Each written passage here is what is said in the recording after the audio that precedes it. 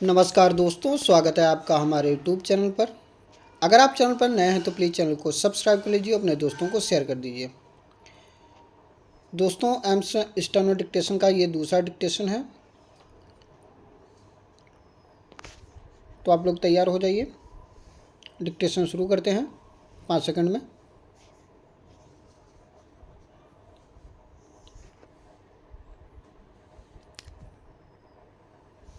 Start.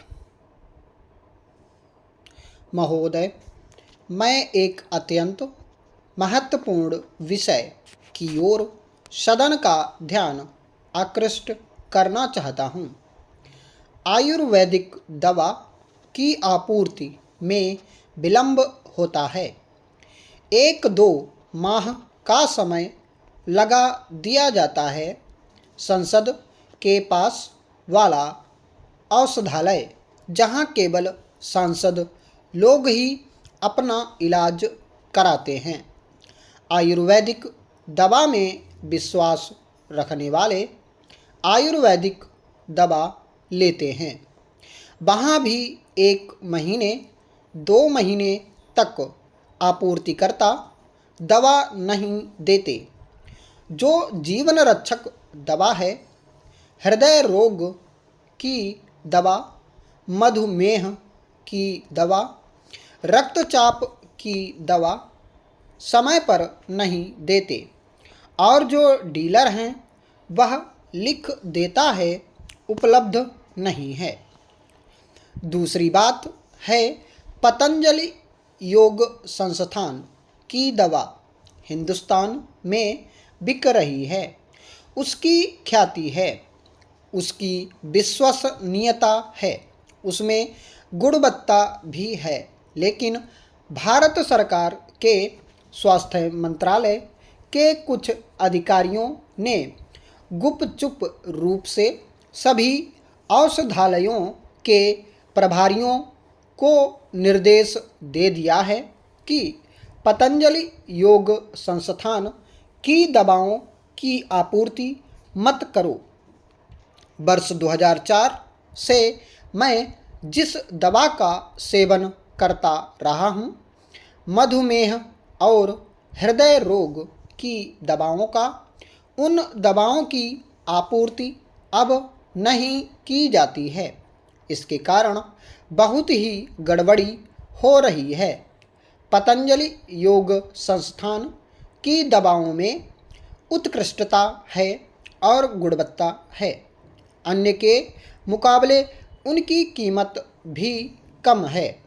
स्वर्ण भस्म दिए बगैर कोई रसायन आयुर्वेद में नहीं बनता है, लेकिन उसमें लगा दिया है कि स्वर्ण भस्म मिश्रित दवाओं की आपूर्ति सरकारी औषधालयों से नहीं की जाएगी।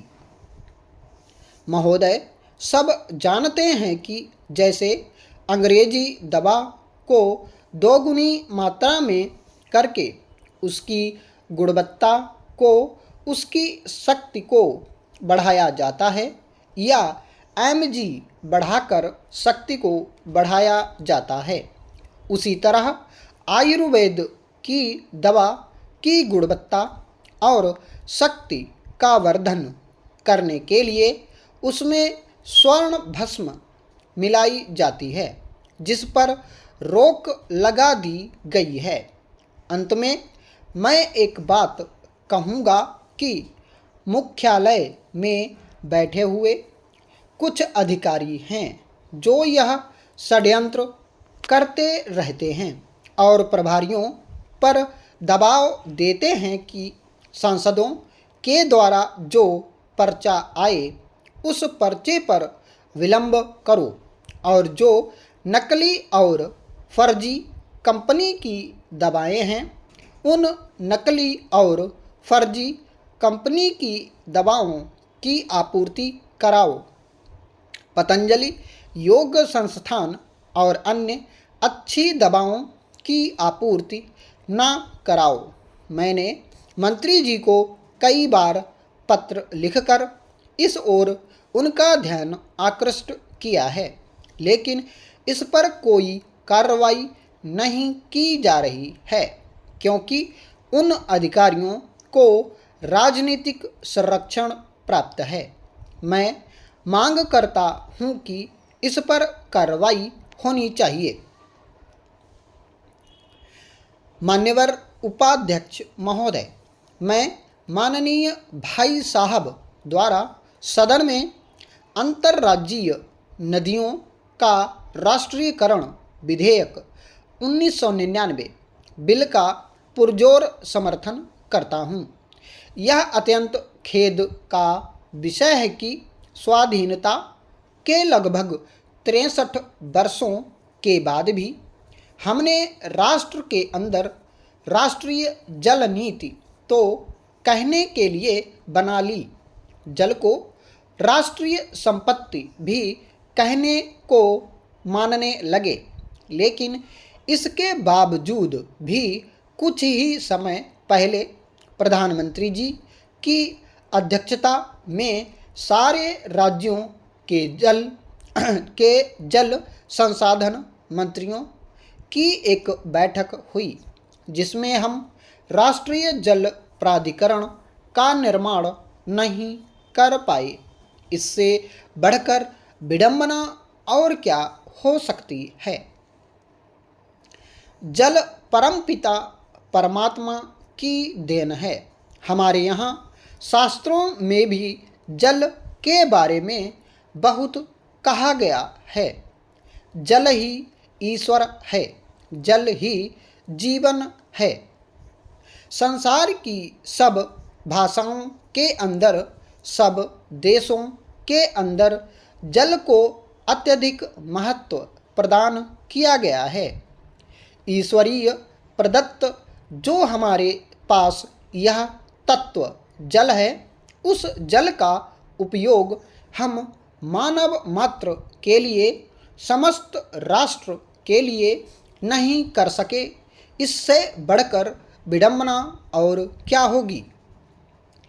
इसलिए मैं आपके माध्यम से कहना चाहता हूं कि वैको साहब द्वारा जिस भावना से यह बिल प्रस्तुत किया गया है, उसका पुरजोर समर्थन करता हूं और कहना चाहता हूं कि जो नदी एक राज्य में नहीं बल्कि एक से अधिक राज्यों में बहकर जाती है, उस नदी के पानी को राष्ट्रीय संपत्ति माना जाना चाहिए और उसका नियंत्रण केंद्रीय सरकार के अधीन चाहिए, ताकि उस जल का समुचित उपयोग हो सके।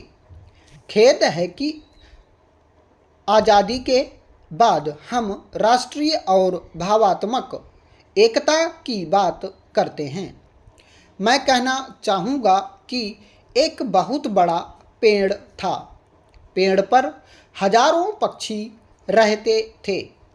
एक नादान व्यक्ति वहाँ से गुजर रहा था और उसके हाथ में मिट्टी के तेल का पीपा था। उसके मन में भावना पैदा हुई कि इस पेड़ को जला देना चाहिए। उसने पेड़ पर मिट्टी का तेल छिड़क दिया, आग लगा दी और देखते ही देखते पेड़ धू धू कर जलने लगा। मैं परमपिता परमात्मा से प्रार्थना करता हूँ कि इसे स्वीकार किया जाए। इसमें की गई व्यवस्था के अनुसार प्राथमिक चिकित्सा केंद्र खुलें और प्राथमिक स्वास्थ्य सेवाएं उपलब्ध हों। गाँवों के आदमियों को गाँवों में ही चिकित्सा की सुविधाएं प्राप्त हो सकें। उन्हें चिकित्सा कराने के लिए शहरों में ना आना पड़े, क्योंकि यहाँ रहने की समस्या, पीने के पानी की समस्या, महंगी दवाओं की समस्या है, जिसके कारण गाँवों के लोगों को शहरों में लोगों के आगे हाथ फैलाना पड़ता है और फिर भी इलाज नहीं होता। और उन्हें मौत के मुंह में जाना पड़ता है। अभी हमारे एक साथी ने कहा कि इलाज करने से अच्छा है परहेज किया जाए। इलाज करने से अच्छा है कि ध्यान रखा जाए ताकि बीमारी हो ही नहीं। यह बात बिल्कुल ठीक है, लेकिन हम इस दिशा में भी कोई प्रयास नहीं कर रहे हैं। परिणामस्वरूप बीमारियां बढ़ती जा रही हैं। स्टॉप।